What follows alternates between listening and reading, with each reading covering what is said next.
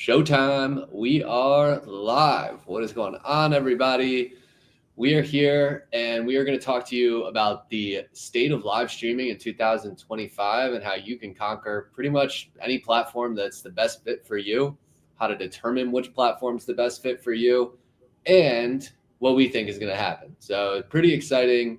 I think to a lot of people, live just kind of felt like it came out of nowhere last year. And to others, it kind of felt like, wow, this is what we've been sitting around waiting on since 2018. And it's really interesting to kind of explore. So we're here with our director of live shopping at Agile, Cole. Always a pleasure, good friend, always fun just chopping it up about anything and everything with you. But I'm curious, like, what was your introduction to live? Because obviously now you know so much about it. Just kind of curious to hear that story for anyone tuning in. Yeah, I mean, I think you know the story. It was really when I met you, when we met. I think it was back in 2020, right? And we were partnering, and we still are with Meta and Comment Sold, a platform Comment Sold in a big way. And we really saw this mass transition where retailers and brands were taking their in-person businesses online in a bigger way. And that was really that was a lot in part from COVID, right? But I think live selling became a huge part of that shift, like really fast. And we saw the power of live, I think, through that. We saw brands like saving their businesses, but we also saw them start to grow and expand. And live shopping played a huge role. They found a place where you're really able to replicate that in-person experience of building connections and meeting owners and asking questions real time and shop, right? And we put all that together, and we saw it take off. And, I think me personally, I came from that traditional retail, wholesale side of things. And it was just super cool to see how we adapted, and we adapted really fast. And now, here we are today, and we've seen it happen again on TikTok and what's coming in 2025, right? I know we're going to get to that too. So I don't think it's going away anytime soon. And it's exciting. Well, I think it's kind of like been something that's been very popular in these niche markets. Like obviously on Meta, we saw it in the boutique world space where people were seeing success with live in 2018, 2019. I think it really accelerated in 2020 and then pulled back a little bit. And I think you have like platforms like Whatnot and like sort of the card trading and collectible has really taken off. But it felt like this year was where it really went mainstream, which is really exciting. And like just to put that in context, right? We pulled some numbers from Coresight. In 2020, the live shopping market in the US sat at around 5 billion overall, like including all channels, right? And in 2025, they're projecting that it's going to be 35 billion, which is just like an insane increase over really the span of 5 years. And we have streamers now, right, doing million plus on a live that we saw on TikTok Shop. We have brands doing 100K plus. I don't know if you saw this. Whatnot just got a $5 billion valuation. And I feel like the whole media landscape is really starting to change and actually make live progress with it. So, things like the increased volume that Twitch is just becoming in like the pop culture world, as Spotify, right? Launching video podcast. And we just got off the podcast election, right? So I think all these things kind of push live a little bit more to the mainstream, and it's going to be really interesting to see what happens in 2025. But I'm curious, like, why it works, right? I think that's important. I think we're probably having people tune into this that are new to live shopping and they've heard the term before, but they don't necessarily understand all the things that have come together recently, really, to put live at the forefront. So, I would love to just hear like from you why you think it works so well. I think you touched on this a little bit, like the in-person connections, but just what are your thoughts on that? Yeah, I mean, high level, exactly that. It's combining commerce, it's combining entertainment, and it also is a channel where you can speak to every part of your consumer journey, like right there, and every part of your marketing funnel, just in that one channel. The real connections are a huge part of it, I think, right? And just again, increase social media use too, right? Like it's keeping people on the platforms longer. I read a lot over the course of 2024, just how live streaming and people's viewership on TikTok and Meta and Instagram and all the platforms are so up over like Netflix and Hulu and some of our TV streaming services, right? So just keeping them on the platform more. They're spending more time there in live streaming. And there is a huge demand for authenticity here in this space. We've known that in commerce for quite some time, right? But it takes things like reviews and makes them real time, right? Like you're Totally. there real time talking about how this product affected your life and what you thought about this product and what you think about this brand. And then, it's increasing creator marketing, I think, too, in that same breath, right? The more people are getting more real-time information directly from the brand, and then they're getting inspired and they're creating more content, and it's really like fueling this, halo effect on social media platforms. It's interactive, right? And it's following all of the trends that we're already seeing in social commerce. All the things that are working, it's taking them and packaging them real time for multiple hours at a time, right? Yeah, it's kind of like a vehicle for all these different trends within the overall marketing umbrella coming together, right? Like authenticity, creator marketing, influencer marketing, where people are spending time, just their habits day in and day out. And that, I think also the interactive side of live, I think really helps to set it apart. Like you see this with the comment section on social, but I think live really takes it to the next level because it's happening in real time. And it's sort of like the stream within the stream. And so, you get all these factors coming together. Live shopping feels like it's kind of just riding this wave of changes happening within more just generally marketing, right? Definitely. All right. Well, it sounds like we've kind of set the tone of why it's working, why it's all coming together. What have you seen working live right now? Like going back to last year, I know we had a number of case studies within our team where we were able to kind of increase some clients who had never done live shopping before to doing over 100,000 in live shopping streams in just 30 days. I mean, that's pretty insane. I'm curious, like what led to that, right? How did we crack the code on that? What's working right now? And then we'll talk a little bit more about maybe some things that we see coming in the pipeline for 2025.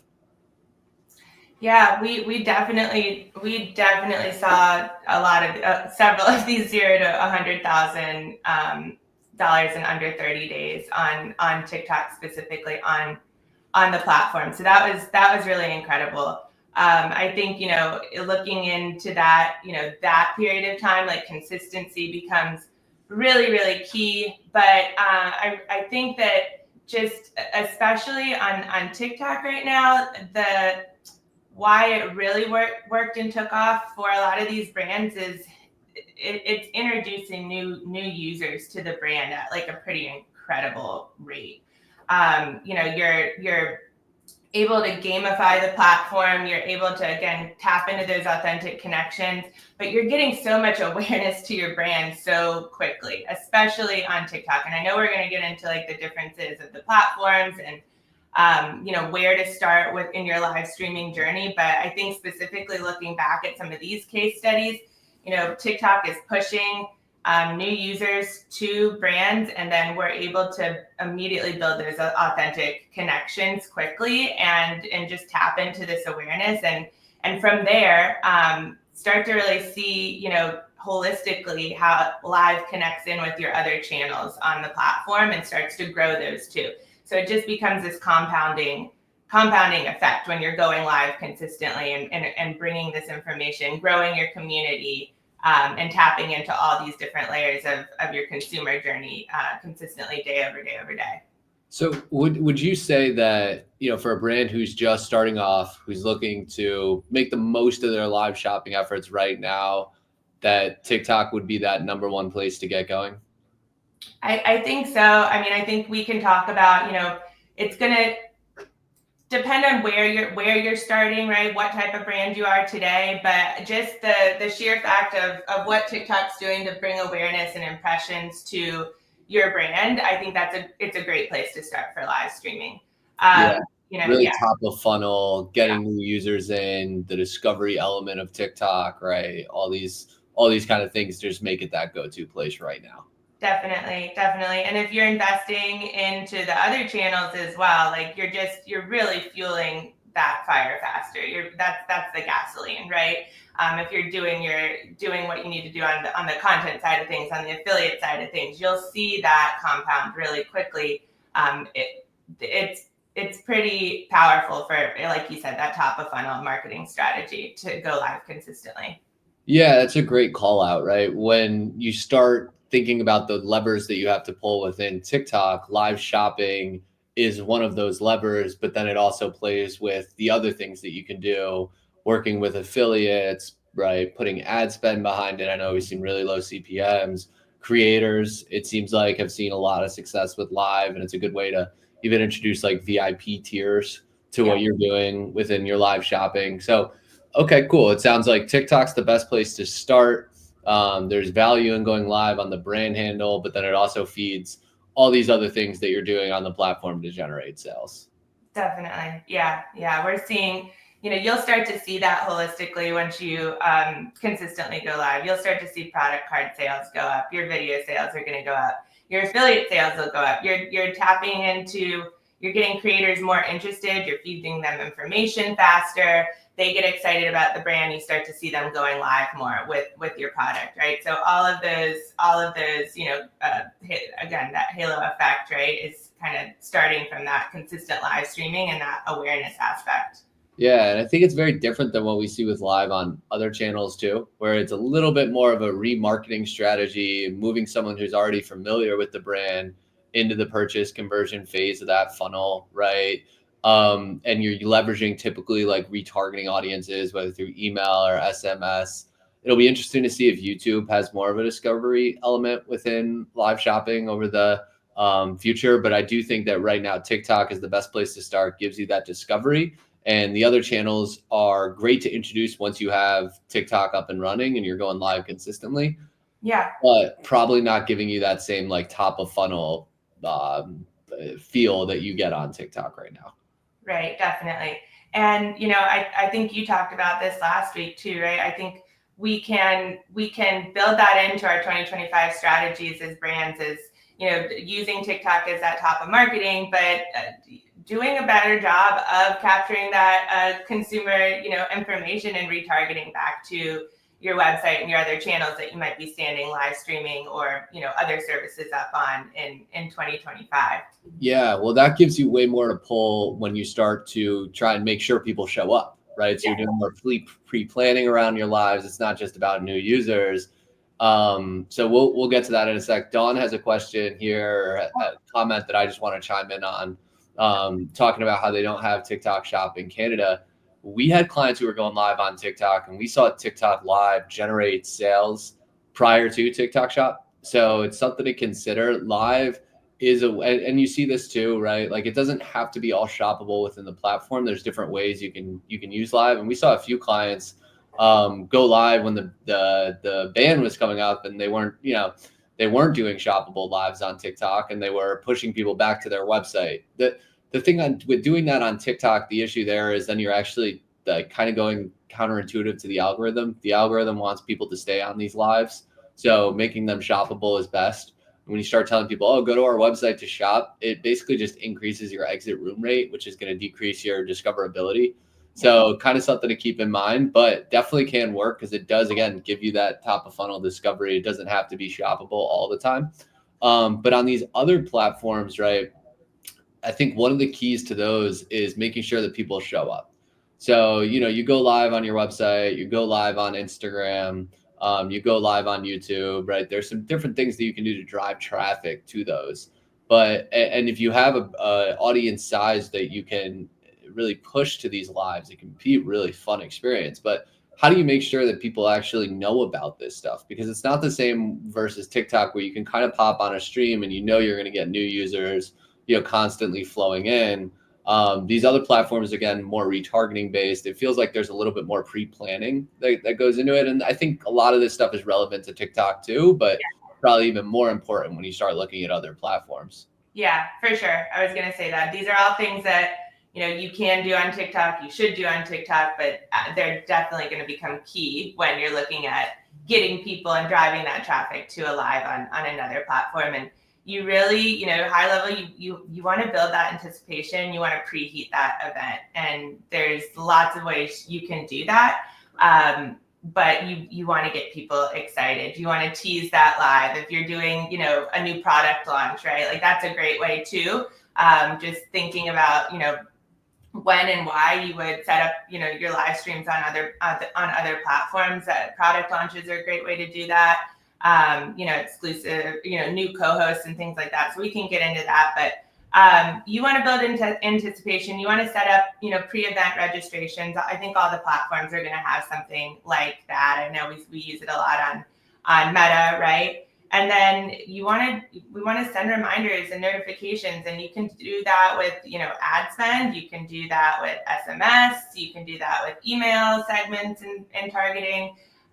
So it's really just about creating that buzz, creating that content, building anticipation, and driving your traffic there. Yeah, well, I think about a missed opportunity that I saw from an e-commerce brand pretty recently that I'm a huge fan of. The team knows this. I love this company, Cinnamon Baby. They're an Australian baby clothing brand, and they do these really cute collection drops. I mean, they're just like, I feel like their stuff is really unique. And so they were hyping up this tennis collection drop for like probably 2 weeks prior. And I'm like getting these emails. I'm like showing Nora, oh, these are so cute or whatever. I can't wait to get this. And then it goes live and I go to the website and the stuff was really cute. And I ended up buying something, but I can promise you that if I was on a live sale, I would have bought a lot more. I think when I went to the website and I started searching, I kind of like checking out the product page, started having all these thoughts of like, are we actually going to use this? Is he going to grow out of this in a month or two? Right? Like, how much do I really want to spend here? Versus on a live sale, I feel like I would have just been kind of caught up in the moment of it all. And like, oh, that's sweet. Add to cart. Oh, I love that look. Add to cart. And I probably would have had more fun shopping the live. Yeah. And I would have spent more money with the brand. And they were doing all the things that you would do to hype up a live sale. They were sending me emails. They were doing teases on Instagram. They sent out an SMS. And I just think that 2 hours that they could have spent going live and introducing the collection there, that then turns into short form content that they can use in the rest of the funnel too. Yeah. For, a few weeks after that. I just think would have been well worth the time and effort. But shout out to them because they have some adorable clothing. Definitely. I think Dawn is like kind of hitting on a little bit of that too, where she's saying incentives for those who watch the live to drive that sense of urgency. That sounds like, a lot of what was missing there with this launch too. Those are a lot of the tactics and strategies that we want to bake into our lives, right? And those are hard to bake into a straight website launch or product collection launch, right? It's hard to communicate that even if you are offering those discounts and incentives and savings on a new launch. You have to get people to read and like really, really soak that in. On a live stream, you get to constantly reinforce your call to actions, right? And you get to really build that anticipation again and again and again in the live stream for multiple hours at a time. So Dawn, thanks for that comment. Yeah, spot on, Dawn. I think that again too, if they had like some special colorways or like some exclusives for that live, I mean, I could just see myself spending more money. Definitely. What are some of the hidden benefits? Because I know we're talking a lot about how it increases the cart value, right? Are there other things that you look at, especially when you're, I think, first starting on a new brand, getting going beyond revenue, right? What type of impact can live have, and how do you actually track that in the digital marketing world where you're reporting back to clients and kind of sharing the less tangible things that live is impacting? Yeah, this is a great question, and it does, it's a hot topic, especially when you're starting on the live stream, because you want to set those expectations up front. Live can be a really quick, conversion driver. It truly can. We've talked about the reasons why, but there are so many things that it's going to do to grow your brand and holistically outside of just the conversion element of the live stream. Just think about, first and foremost, how many impressions and again, especially on TikTok too, right, where they're feeding that, the algorithm's feeding that new user, right? But so many impressions to your live, just for hundreds of thousands of impressions to live. Even if you're first starting out and you're growing your follower count too, you're getting a significant amount of impressions there. And then those impressions, go ahead. Just on impressions, I think that's a huge point, because I think a lot of D2C marketers who are very performance driven totally miss this. 1,000 impressions on a platform is going to cost you 10 to 20 bucks, right? And maybe 1% of those people click, 2% of those people click, right? That's really not a significant number of people. Yeah. What is that, like 20 people clicking out of 1,000 impressions? So I think that if you're looking at a dollar value to assign to those impressions, that's quantifiable too. Definitely. Yeah.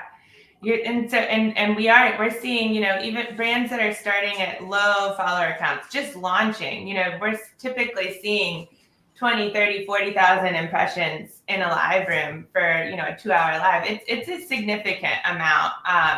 And then those impressions are leading to just your handle and your content, right? So you're seeing increased platform reach and audience engagement from those impressions. So you're right, like impressions alone, we could stop there, right? We could stop there, and it's very well worth it. But followers is another one that I've already alluded to. And that's one of my favorite starting KPIs to track, especially with a brand who's, really growing and working to grow their follower count in the space. And maybe they're just launching or just starting.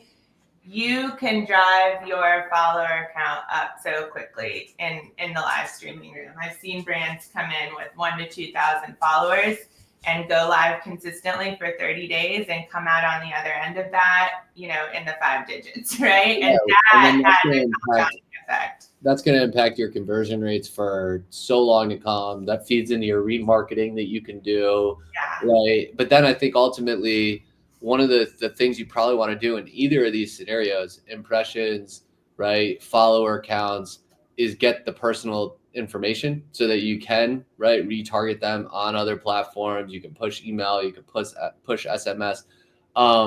That's one thing that came up around the ban, right? When there was all this uncertainty around what was happening with TikTok. I mean, you can go check my posts. I was telling anyone on here and all of our clients, we should be launching retargeting campaigns to your TikTok shop audiences, and we should be collecting their email and their phone numbers. And then that's going to be very valuable to us long term. And yeah, like their return on ad spend in the short term, like that's budget that we're then putting not towards a direct purchase return on the platform, but it's going to pay dividends. We saw one client generate like 5,000 leads at a cost of like 20 cents per lead running that strategy. And now they're able to retarget them in a number of different ways. And I think that's a huge thing to keep in mind. Now, again, don't do that on a shoppable live on TikTok, right? But do run that as like a branch of your marketing funnel. All right. Sorry to keep, interjecting here, but what other hidden benefits quick? And then it looks like we've got a great question here from Amber around consistency of live. Yeah, I saw that come in too. New followers, we talked about that. You just touched on that new customer data. So valuable. And then with that, increased loyalty, right? There are some tools to retarget right within the TikTok ecosystem right now with like CRM pushes and segmenting. So that's incredibly valuable just to have those automations on for incomplete checkout and abandoned carts. But increased loyalty to your brand, right? Like they're seeing you on TikTok. I can assure you they're going to go follow you on other platforms and check out your website, right? Like just getting that many impressions, followers, and new potential customers in there is going to increase the loyalty long term. They're learning directly from you. They're tapping into a community. It's really sticky. It's really sticky for customer loyalty. You touched on this earlier. You get short form video content just constantly from these live streams. Clip those up. If you're ever, we recommend definitely utilizing and leveraging this content on your feed, but talk about, something that takes a good time commitment to constantly create content, right? Well, you're doing it by going live consistently. Yeah, and we've had moments on those lives that turn into viral short form clips that you Yeah. clip and post, and it's like, wow, this is pretty incredible because it's so spontaneous and authentic. You never know what could happen. Exactly. Yeah. Sorry, my mind just went to like three of those moments where I'm just like, what just happened on this live stream? Hopefully we don't have any of those. Let's get to Amber's question around consistency. Yeah. What do you recommend as far as shows per week and time per show? And then we'll chat a little bit more about each platform, 2025. I think this will touch on Dawn's comment around replays and shoppable video. And some platforms, those replays live on and can be great for engagement and honestly make great ad content. And other platforms, right, like TikTok, when the live's over, the live's gone unless you download it from Seller Center, which is actually how you would get the short form clip. So you have to know the platform so that you can know how to, run it afterwards. But what about consistency, new brand getting going? How often should they be going live? Yeah. First thing I'll just say is like, I do have some suggestions here, but go live when you say you're going to go live. That's like the golden rule. Talk about trust. Yeah, consistency can be different for every brand. I'm definitely going to tap into what we would recommend. You're working with us, like what we would suggest for you. It's going to be different for every client and your objectives, right? Starting out. But if you say you're going to go live, if that's one time a week, show up at that time, set your event, and go live. We have brands that are going live one time a week, and their audience can rely on that. There's trust built, and they see these effects just because they're consistent. That is consistency, right? It's just a little, it's just maybe not as many times a day or a week. But build that trust there. And but really we like to see brands, when they really get sticky, going live 2 to 3 times a week. I think, and going live for really 3 hours is a good sweet spot, 3 hours at a time.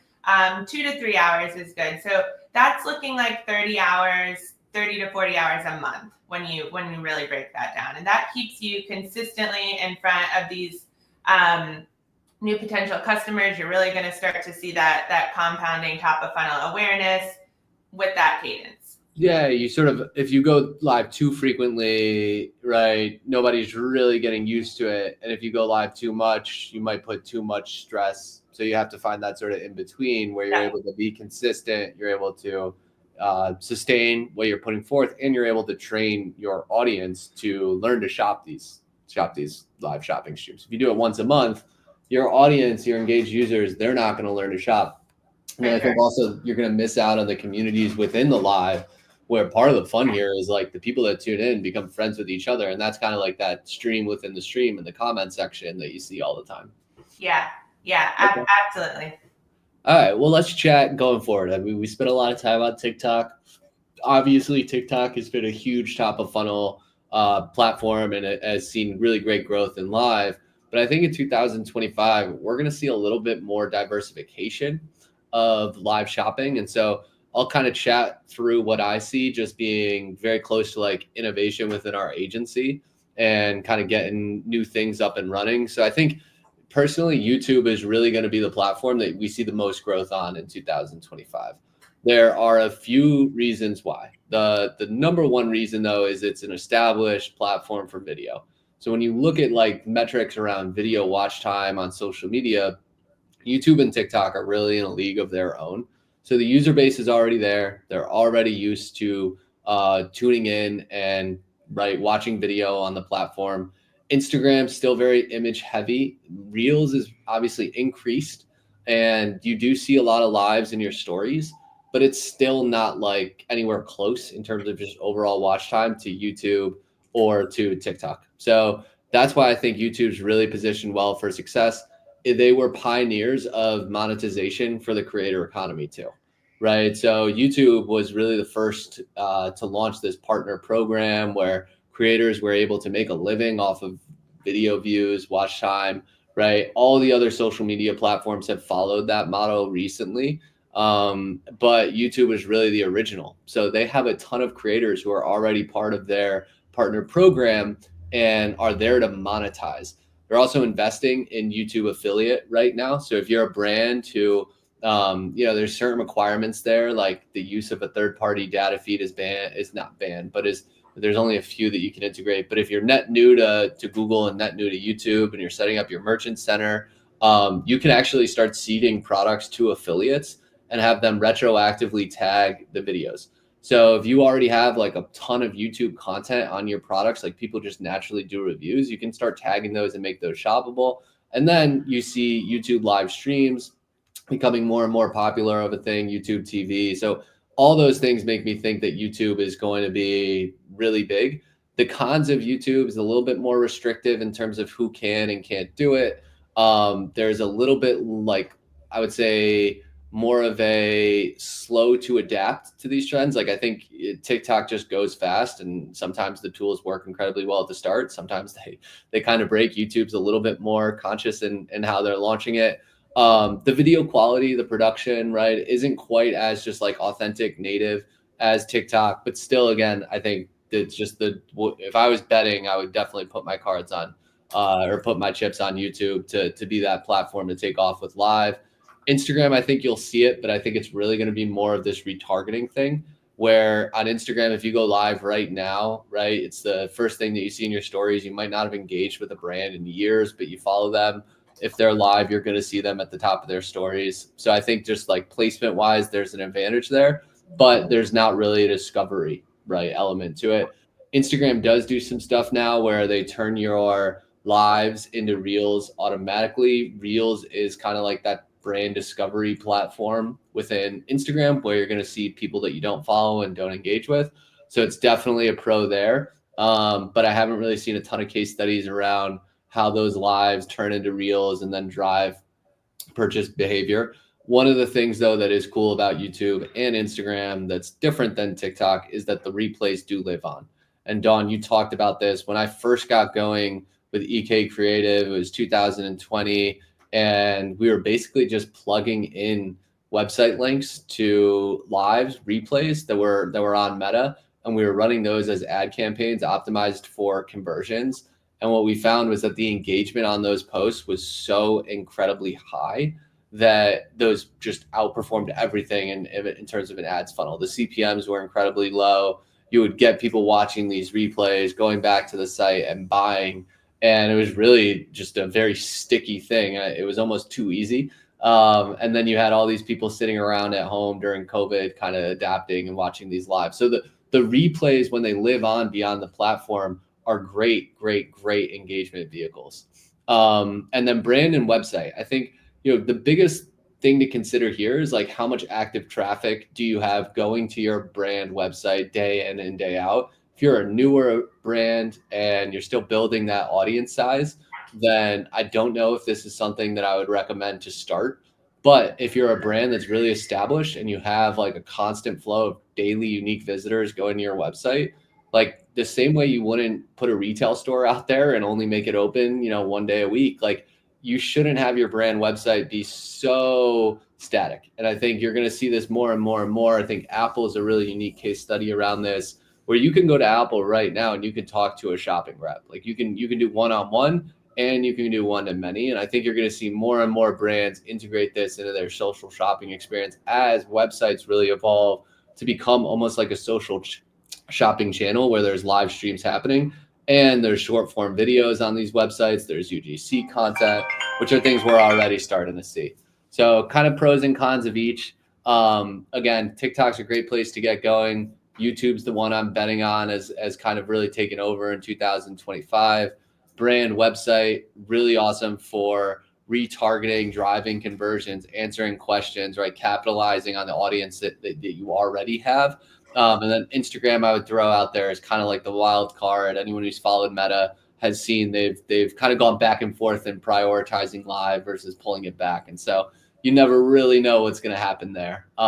Anything that you would want to add? And then I love the comments that are flowing in here too. So we'll I've kept an eye on it. No, I'm really excited about YouTube, and I think what I'm excited also to like work with clients more on in 2025 is looking at live as the multi-platform experience on live as more of like a full marketing funnel, and being able to work with brands who are using TikTok live to capture that top of funnel, and then also going live on their website for bigger events to drive more of that retargeting, right? And then mixing in YouTube there to capture.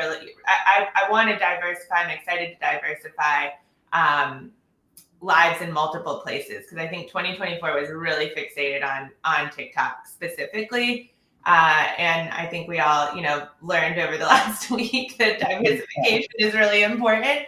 And I do think that live as a channel, it can work to grow brands holistically in more places than just on one platform. So I'm excited to tap into these different platforms and test. What about Dawn's question here? Are you finding brand founders more impactful than influencers? I know this is something you and I were even discussing earlier today. So would love to just get your thoughts on that. Yeah. And I also think it does, and maybe I can tap it into Mitch's question too, around like percentage of GMV from lives that we're seeing across the board. I again think that there's a place for both brand hosts and an affiliate creator hosts, and I think we're going to see that. I think we're going to see that also diversify a lot more this year. I think brands should tap into both is really my answer. I think that if you can have your brand founder or people from inside your brand organization, that's super, super impactful, and people want to see that and they want to engage, and that can be very powerful marketing. I like to tap into that a little bit more as like big feature spots where you're bringing in the CEO or bringing in the founder, or bringing in an expert from inside the brand and using that as like more of an event level live and getting preheating that and getting people excited. But we could spend a lot of time talking about, how that's impactful for a brand and for the audience to be able to have that direct connection there.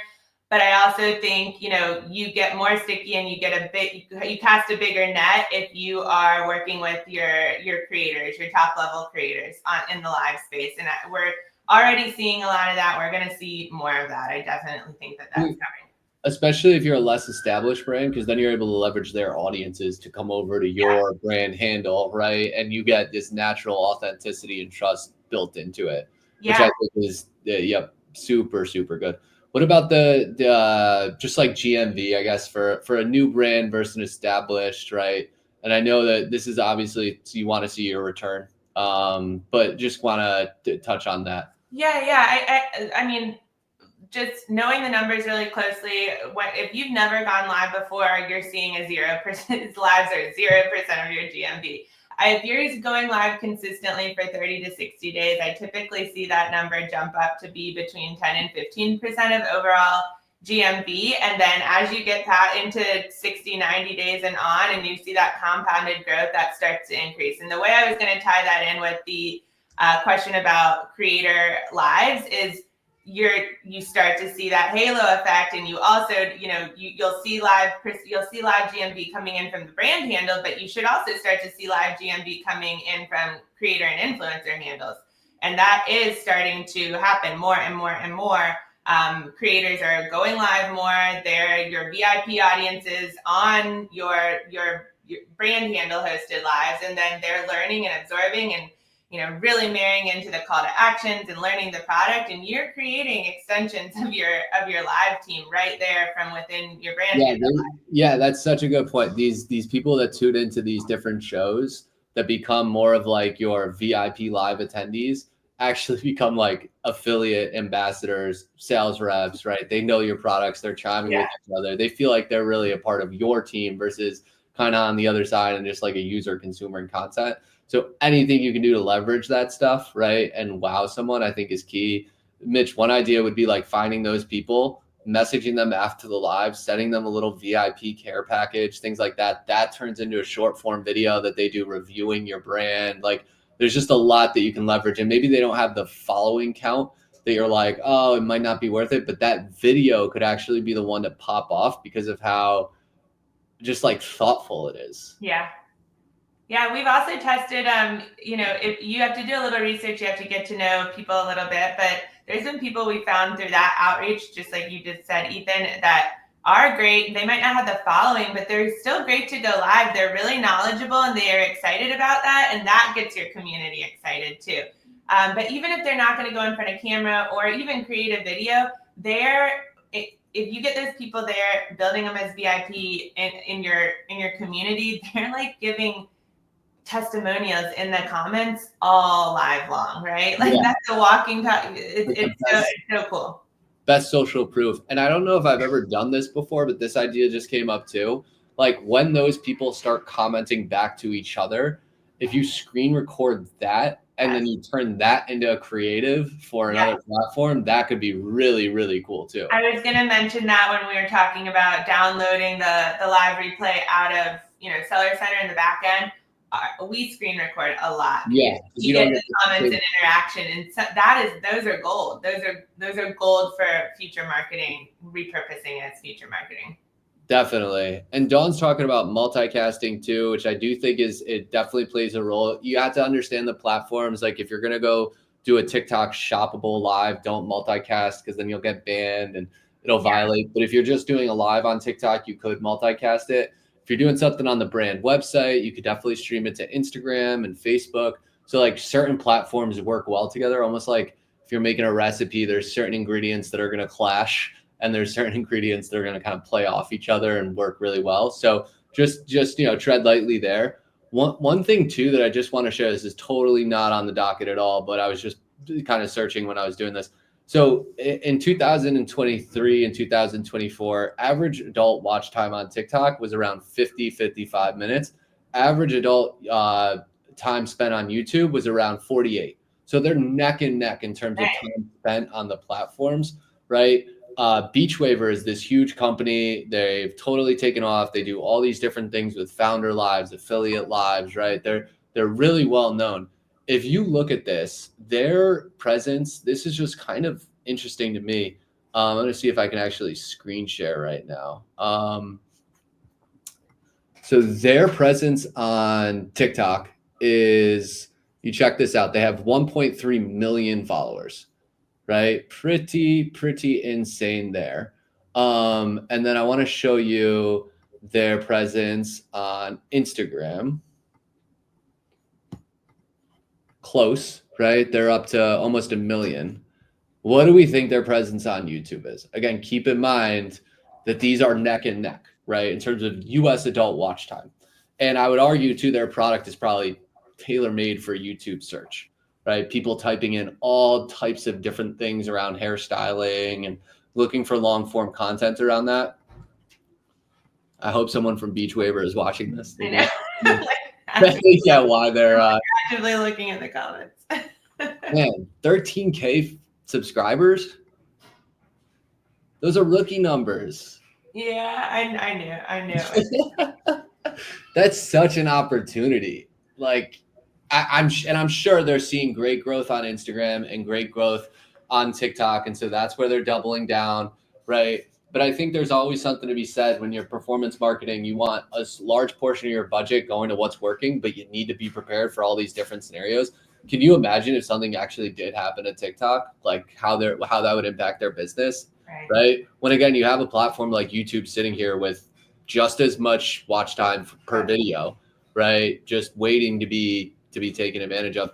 And I would bet too, if you go in here and you type in Beachwaver, I bet they have a ton of UGC content from people that are associated somehow with the brand, but not actually tagging products that could be.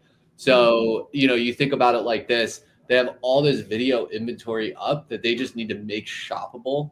And I guarantee you that can work. And then on YouTube too, when you make those videos shoppable, if you use this new thing called Brand Connect on YouTube, you can actually get access to the creator handle.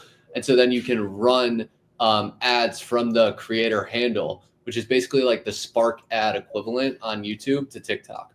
Or it's like the Instagram paid partnership ads where you're kind of taking the influencer's handle and you're able to run it out of your own ad account, right? And then those all feed into your own retargeting audiences. So a lot of cool stuff you can do here. I'll pivot back because I know we're getting close to time, and I know you're busy and I'm busy. We got other stuff to do besides go live on TikTok, as much fun as this is. But if you're a new brand starting off, right, how do you develop a game plan for live heading into this year? Like what would you kind of tell some people? And I know we kind of do this live on our calls too, where like we'll ask a ton of questions to start and then figure out, all right, what makes sense for this brand? Do they have a huge audience? Are they just starting off? What type of return are they looking for? Like just talk us through that. Like we're obviously sold on live, obviously a bunch of different platforms that you can use, but what are really the best next steps for a brand that wants to jump in? Reach out to us. No, I mean, we definitely would love to talk to you guys about these next specific steps for your brand. I think, it breaks down into a couple of things, right? Like we want to lock into your objectives. Every brand's going to be at a different place and have a different goal. So we want to talk about that and build a plan together. We talked about a lot of that, like, do you need to build up following count first? Are you bringing in a big audience already? And we really need to work on retargeting them on other platforms. So talking about objectives is huge. We do want to talk about the right platforms for those objectives. And from there, we're going to work on building those, what we call a run a show. And that's super powerful. And that's going to encompass all of the details that, we talked about today, and a lot of them that we didn't get to talk about today, right? But all the details that go into planning that engaging promotion strategy, getting the right people in front of the camera, getting the right team behind the people on the camera to continue to engage with your community, and tying in promoting your events, and how do you optimize live over live. So that's really, the meat and potatoes high level, what we would, talk about building a game plan for your live strategy. Definitely. And check out some of the people that are performing best in the space too, right? Watch their lives, tune in, get a feel for it. Don't overthink it too, right? Like, I think sometimes brands think, oh, we need to, invest, 10K budgets into these live streams to make them successful. And they do it once for 2 hours and they're like, the return wasn't there. And so then they pivot away from it, right? Consistency is key. Knowing what you're going to see kind of long term, right? And all the benefits, looking at the numbers, kind of like these early metrics versus like the direct return, similar like an ad account, right? You're going to open it up on a few days after launching something. You're going to look at the click-through rates. You're going to look at the CPMs. You're going to look at the cost per clicks. You're going to look at the add to carts. If the return's not there just yet, but all those other early indicator metrics look good, you know that it's just around the corner. So you want to stay consistent with it and sustain through. So Cole, I appreciate you. Yeah. Happy Friday. I'm sure we will talk super, super soon. And any brands that are looking to just explore the possibilities within live shopping, honestly, Cole is the person to talk to. So I'm here. I can help set it all up, but she really runs the show. And I know just everyone's in good hands with her leading the way. So we appreciate your time, and we'll talk to you all soon. Thanks, everybody. Have a great weekend.